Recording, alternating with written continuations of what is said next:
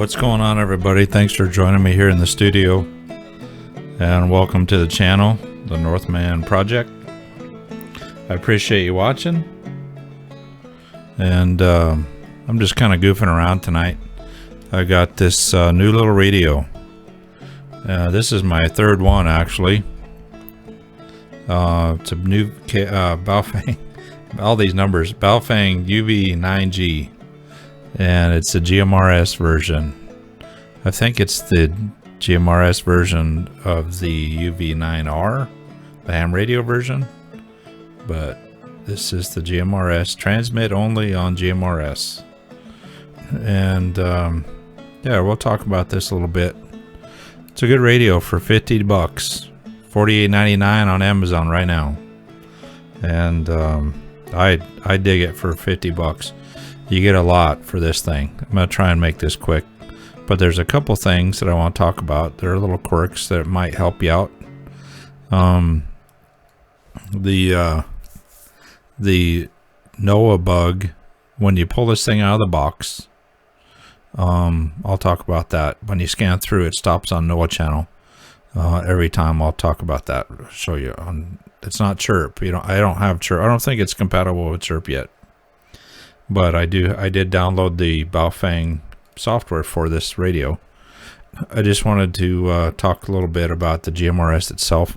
But this was my number one thing for people to get into SHTF comms. It's like the number one thing that I would do, or I would recommend, is getting into GMRS. It gives you an ability to transmit and receive. And you can put more than just GMRS channels in here, frequencies to listen to, so that's a good bonus.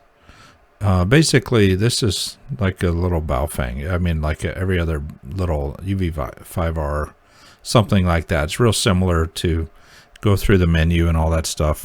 So I think what they did is they just put GMRS frequencies in it, limited it to GMRS. They put some DIY channels in there, NOAA channels pre-programmed, and then they put it in a waterproof body, which it's fine. It works. It's like just a inexpensive, durable, outdoors kind of a radio. You know, I don't know, like impact resistant and all that stuff. That's probably not a thing, but it's waterproof and dustproof, so that makes a big difference as far as I'm concerned, being outside. But let's show my ultimate favorite radio is for GMRS is the Baofeng 935G, KG935. Let me turn this thing on. The screen on that thing is amazing. This is like a Cadillac right here. It's awesome. $150 compared to 50 bucks. So the reason I didn't say get one of these, this is absolutely get one of these if money's not an issue. But I thought my recommendation for new people, get 3 of these, outfit 3 of your family members for the price of one of those. It's worth 150 bucks for what you get on that thing. Just the quality of everything about it is just top notch as far as I'm concerned. But for $50, you can't go wrong. So that's kind of the main reason I liked it, because it's waterproof, outdoors. You can leave it laying around in bad weather and it's fine. It's going to be fine. So let's go over to the software program, and I will talk about that NOAA bug. They did give us an option to fix it based upon other YouTubers' reviews, and that's pretty cool. They listened, and then so they fixed the NOAA bug, and then they also give us another little screw here for this programming cable. I'll talk about that too, but I'm not a huge fan of this, but I mean, it works, and if it keeps the waterproof, then that's fine. You know, it is what it is. But I'll just talk about that real quick since I'm right there. But it gives you this little piece right here. It just kind of slides in there, and you screw it to that. You can kind of see what happens there. I'm not gonna go over it, but then instead of pulling the screw out of that thing, this little deal there, you got the programming cable. They give you another little screw for that thing, so that's kind of nice. You don't have to finagle that screw out just to put this in. So there it is. That's your programming cable. Comes with the radio. That's another thing that you get that a lot of these other radios you don't get. You got to pay what, 15 to 30 bucks more for that. I mean, that's kind of crazy if you ask me. All right, I'm going to switch over to the software. We'll talk about that NOAA thing, and then I'll show you the what's programmed in here. Let's go over there. Okay, so over here in the software, you can see, I'll try and make this quick. 1 through 7 is it's 5 watts. High power is 5 watts. You can go in and adjust that high, low, or medium. And then you also can adjust the wideband or narrowband. Just leave it on wideband, and make sure that any radios that you're talking to are also on wideband. So 1 through 7 is that, and then 8 through 14 is low power, fixed, because that's the rules on GMRS for whatever reason, I don't know. But also fixed on narrowband. You can't change that. That's 8 through 14. So then channels 15 through 22 are simplex frequencies. They are high power, but you're limited, allowed 50 watts. So you could use a 50 watt radio, mobile radio, on these channels. And what this is I'll try and explain this real quick. 15 through 22, you can see here it's 462. It starts at 462.550. That is the output of the repeater 1 on channel 23. So it's a shared frequency. It's simplex, but it is also the output of the repeater, which is kind of strange. It's a little confusing, but you can see that this is the repeater channel by the 5 kilohertz positive offset. You can also use 50 watts on repeaters, up to 50 watts. And then it comes down here. So let's see, 23 through 30 are the 8 repeater frequencies channels. And that includes the output frequency and the offset frequency. So that's 23 through 30. And DIY channels are just a continuation of those. So you have 8 repeater sets there. DIY gives you 24, so it gives you 3 more sets of those same 8 frequencies for the repeaters. Say you have a repeater in your town, it's 462.550 with a let's pretend it's 141.43 tone, and in another town that you frequent they have a repeater on that same frequency, 462.550 on DIY channel 1, 462.550. You can put in a different tone, say it's 77 hertz tone. You can do that. So it gives you basically 4 sets of 8 repeater channels possibilities, which is kind of neat.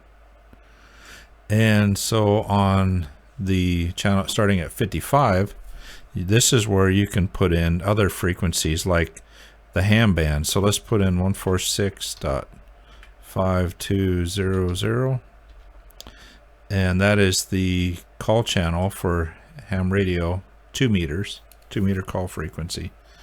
And you can put in a name here, simplex. and it'll save it, which is pretty cool.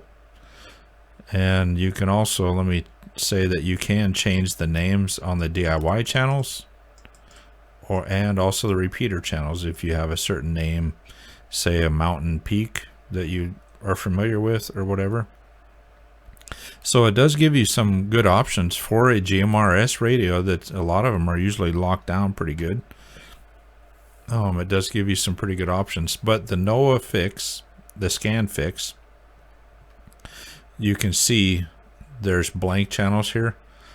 NOAA doesn't, they pre-programmed them in clear down here at channel 117. So if you're looking for the NOAA, that's where they're at. They're, you know, if you didn't notice that on your radio as you're scanning through that it was channel 117, there they are. But in order to fix that scan problem, you just go in here and go to the scan add column and go in and turn it off.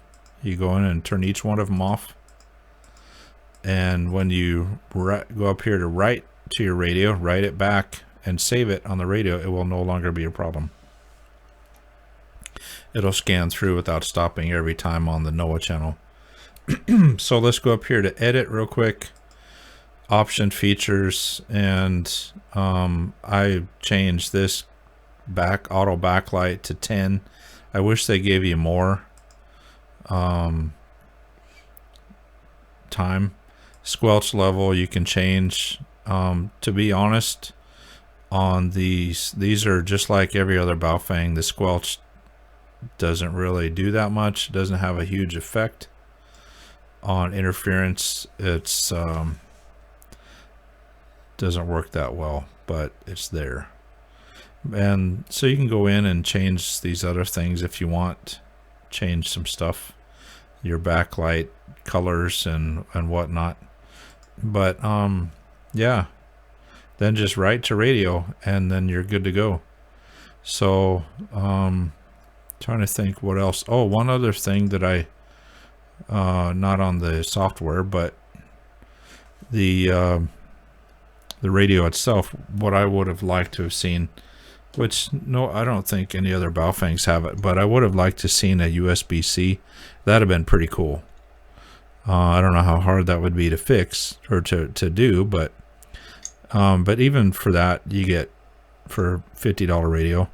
Another thing is this antenna may or may not be the same antenna you get pictured on Amazon. I've seen Amazon comments that the radio came with a different antenna. In fact, one of our radios, I've got 3 of these. One of them did come with, I don't know if this is a Baofeng antenna. This might be a Woshin antenna, but it's more like this.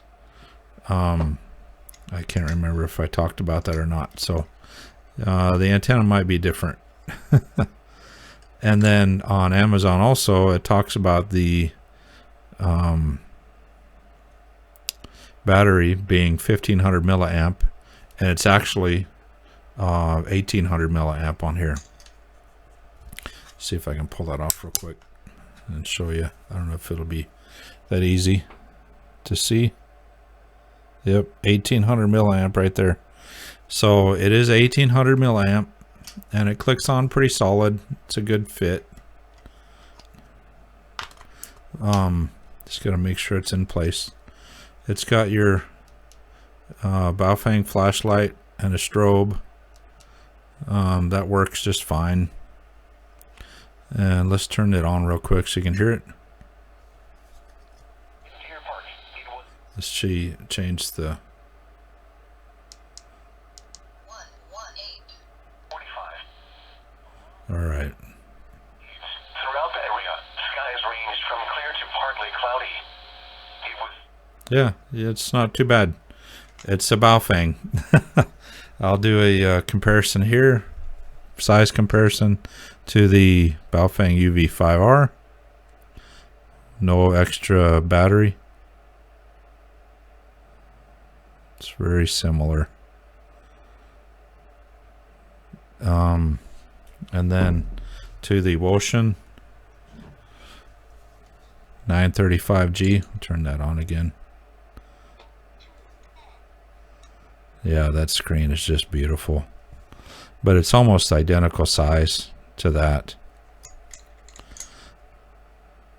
This does come, if I didn't say it, I hope I'm not repeating myself. It does come with the programming cable and the screws. I think I did say that.